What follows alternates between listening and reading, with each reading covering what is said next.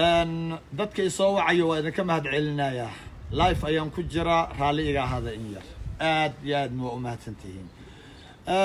walaalayaal oo walaalkiin Maxamed Sheekh Ibraahim Kenyawi oo maanta oo khamiis ah 28 November 2019 idinka soo salaamaya magaalada Nakuru carigan Kenya oo aan goordhow runtii safar dacwa ku imi. walaalayaal kilibkan waxaan u duubayaa waxaan arkaa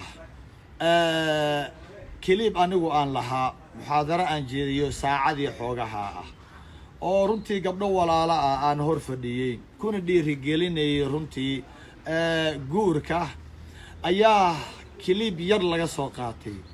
muxaadaro saacadii xoogaa ahayd baa laga soo qaatay 5 daqiiqo la dhex keenay social media ilaa uu gaaray Twitterkii oo qofba siduu doono uu u jiitay. marka ugu horeysa Soomaali kilibka ayaan rabaa inaa wuxuu ahaa aan idin sheego. kilibka wuxuu ahaa dad walaalo ah gabdho Soomaaliyeed qalbigaygu ku weyn qaali ah aan jeclahay ayaan runtii waxaan ku dhiirigelinayay in ay guursadaan, inay hooyo noqdaan, inay ubad dhalaan, ubad barbaariyaan. kadib runtii markaan arkay in waqtigooda inta badan ay gelinayaan waxbarasho anigoo ogsoon waxbarashadu inay cibaado tahay gabdhuhu inay waxbartaan ay waajib tahay ayaa laakiin haddana waxaan arkay in waqtigoodii oo dhan cumrigoodii oo dhan ay gelinayaan waxbarashadu ma dhammaato in baa laga qaataa guurka iyo hawlaha kalena waa lagu dhex wadaa waa haddii la rabo yacni sida saxa ah haddii la doonayo. gabdhaha xisaabta waa la sheekaystay walaalahay allaha barakeeyo allaha dhowre xisaabta iyo barnaamijkooda nololeed kuma aanay darsanin in ay guursadaan inay ilaa iyo PhD gaaraan kadibna in ay shaqeeyaan hawlo adduunyo idinkuba aad garanaysaan inaanay dhammaanaynin. gabdhihiina runtii cimri baa ku socda. anna waxaan jeclaystay gabdhaheena Soomaaliyeed inay noqdaan hooyooyin iyagoo wax bartay iyagoo shahaadooyin wata iyagoo PhD holders ah iyagoo shaqeynaya iyagoo wax qabanaya bulshada caawinaya iyagoo qiyamkoodii akhlaaqdoodii sita inay dhanna guursadaan hooyo noqdaan ubad barbaariyaan. maxaa yeelay gabdhuhu hadday guurka ka caagaan oo aanay guursanin waxbarashada ummad ma barbaarinayso. waxaan rabnaa jiil soo baxa oo ubad barbaari. haddaanay hooyaday guursan lahayn anigu ma aanan dhasheen adigu hooyada haddaanay guursateen adigu ma aadan dhalateen. marka runtii si qalbi wanaagsan ayaan walaalahay waxaan ugu dhiirigelinayay in ay guursadaan. laakiin kilibkii runtii meel badan baa la dhigay si xun baa loo kala fasiray. weliba kaftan waxaa ku jiray aan gabdhaha walaalahay la kaftamayay oo aan isbarbar dhigayay gabadha guursata da'da yar ku guursata iyo gabadha aanan guursaninoo da' weyn ku gaadha siday shahaado u daba ordaysay. runtii anoo la kaftamaa eri 40 sano haddii aad gaartid yaa hadhow ku guursanaya yacni hadallo. marka sidaa darteed waxaan ka cudur daaranayaa oo aan aad uga xumahay runtii in kilibkii public laga dhigay oo meel fog la gaarsiiyay. waxaan si rasmi ah anoo walaalkiin ah anoo idin jecel khaasatan dumarka ayaan hadalka u dhigayaa. waxaan runtii ka cudur daaranayaa hadalkayga inuu walaalahay qaarkood qalbigoodii uu dhaawacay in si xun loogu fasiray in weliba boogo hore oo runtii jiray in uu damqiyay. aad baan uga cudur daaranayaa hadal aan leeyahay weligay wax kuma aanan damqin waana khalad runtii islaamka in uu damqiyo quluubta. islaamka quluubtu bogsiiyaa diintu quluubtay bogsiisaa. waxbarashadana haweenka waxaad garanaysaan door xoog leh ayay runtii islaamku uu siiyey. gabar dhan oo hooyal rabo inay noqoto inay ubad barbaarisa reer dhan inay dhisto mas-uul inay ka noqoto runtii waxaad garanaysaan waxa looga baahan yahay ee waxbarasho ah waad garanaysaan idinkuba. qof caqli leh marnaba ma dhiirigelinayo mana ku samaanayo gabdhuhu inay jaahiliin ahaadaan abadan. waxaanu rabnaa gabdhaheenu inay wax bartaan inay weliba adduunyo maadi inay bartaan darajada ugu sarreysa inay ka gaaraan dhakhaatiir inay noqdaan computerist inay noqdaan nooc walba oo cilmi ah oo ummaddu u baahan tahay inay bartaan waanu u baahannahay, waanu ku dhiirigelinaynaa, waanu u garab taagannahay xaggii diinta inay xoojiyaan. marnaba lagama yaabo in gabdhaha haweenkeena Soomaaliyeed khaas ahaan ee luqadooda aan ku hadlayo in aan lid ku ahay marnaba, sida hadda kaliibyada la wareejinaya dadka ay u tusayaan. laakiin waxaan idinkaga digayaa Soomaali, waxaan idinkaga digayaa dhaxdeena in laga faa'iideysto. waxaan arkaa gacmo aanan khayr wadin, qulub aanan wanaagsanayn ayaan arkaa in ay wixii sii bumbuuninayaan, weliba aflagaadi iyo cay fara badan. khalad laguma saxa. arrinkan waxaan idin ballan qaadayaa gabdhaha inta khayrka doonaysa, waxaan idin ballan qaadayaa dib dambe khaladkan inaanu u dhacaynin. hadalladan maaragtay idin jaraaxeeyay ama damqiyay boogihii hore jiray inaanay soo laabanaynin, in maanta kadib aan garabkeena sidii hore aan u taagnaanayo. keligeyna ma ahee ragga oo dhan, culimaa diinka oo dhan, raggeena Soomaaliyeed garabkeena taagan yihiin. aad iyo aadna waan kaga mahad celinayaa.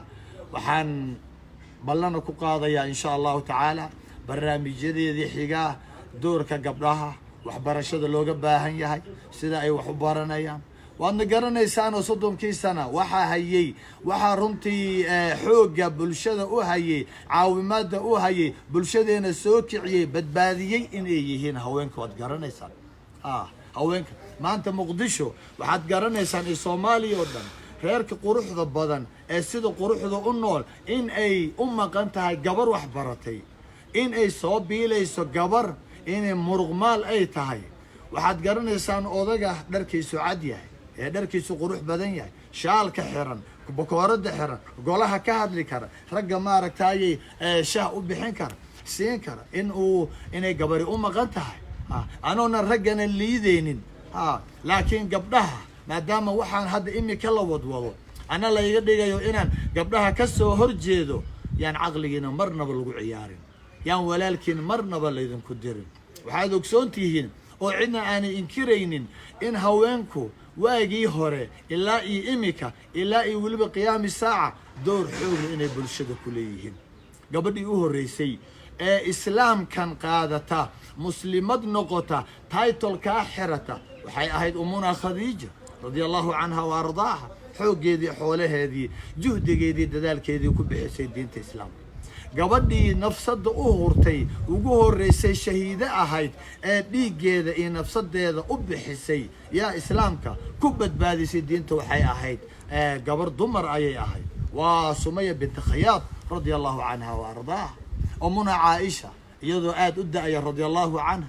waad garanaysaan caalimada in dad waaweyn oo raga meelo fog inta looga yimaado loo soo safra, masaa'isha diinta la weydiin jiray, xagga cilmigana sidaasay ka ahayd.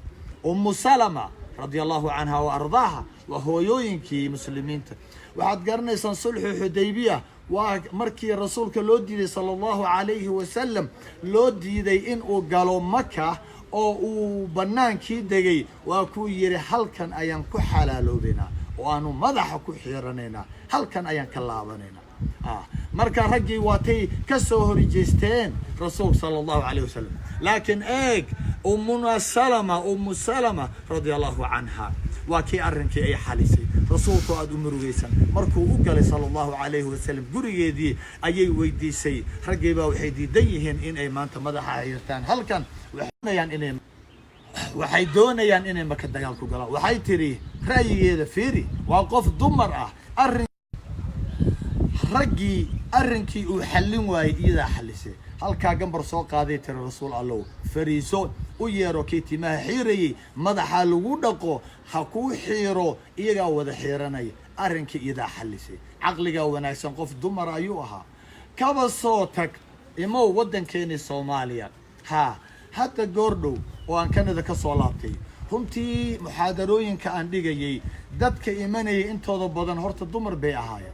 waxa qaban qaabinayay, gudbinayay, dadka isugu yeerayay, khayrka ka shaqaynayay, dumar ayay ahaayeen. dadka la ii sheegay ee runtii wax bartay oo ka faa'iideystay qixii dalalka shisheeye, jaamacadihii ka faa'iideystay, maanta bulshada runtii meel sare ka hayana waxay u badan yihiin waa dumar.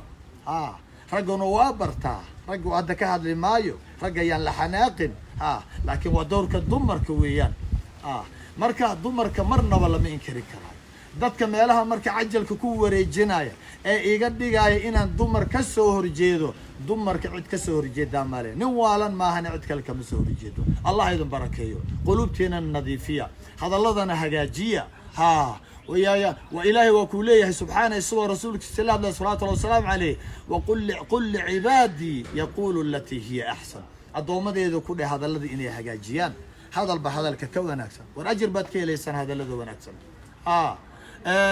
وحد قرنا يسان آيدي كلا أهيد وقولوا للناس حسنا دتك وح ونكسر ودها إذن كودونا يناد وحسحدان سو هذا الذين ما هجاجين كريسان سو هذا الذين ما هجاجين كريسان وهذا نك خيرك وجه دان وين ميدنا هجاجين كرين هذا الله يدن بركيه الله يدن دوره dadka hadallada igu maaragtay jaraxayay dadka caayida iyo balaayada qoray ama gacantooda igu jaraxay runtii ama afkooda maaragtay ila baxay oo waliba dhanka xun hadalka u wada waan idin cafiyay idinku dayan maayo waxaan arkayaa runtii dad doonaya in ay kiciyaan inay falkan celiska reaction ka la sameeyay mid ka daran inaan sameeyo inaan caaytamo ama inaan hadallada qaluuciyo marnaba iga filmaysaan aad baan idin jeclahay runtii aad baan idin jeclahay sifadeedana waxay tahay aniga anoonan is amaanaynin qofka i gooyo waan xiriiriyaa qofka i caayo waan amaanaa qofka i dulmo waan cafiyaa cafi baa iga tihiin anaa wada barnaamij cafi walaalkaa cid walboo i xumaysa cid walboo i caysa cid walboo i jaraaxaysa cid walboo dadaalka aan samaynayo doonaysa inay hoos u dhigto waan cafiyey waan idin cafiyey runtii adduuna waa idin cafiyey aakhirana waa idin cafiyey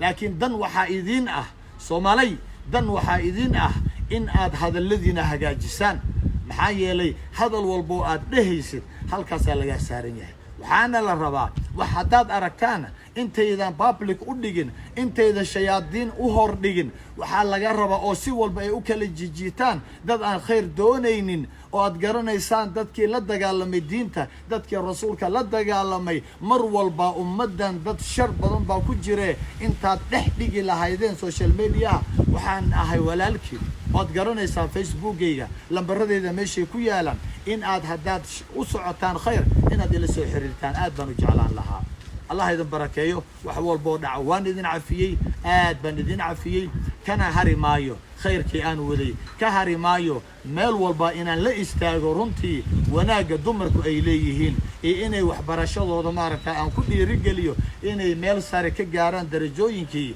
آد بان إذن سلام يا محاضروين كلا أو موقال أن وصوت بودوانا بإذن الله تعالى الله يدن بركيه عفي ورالك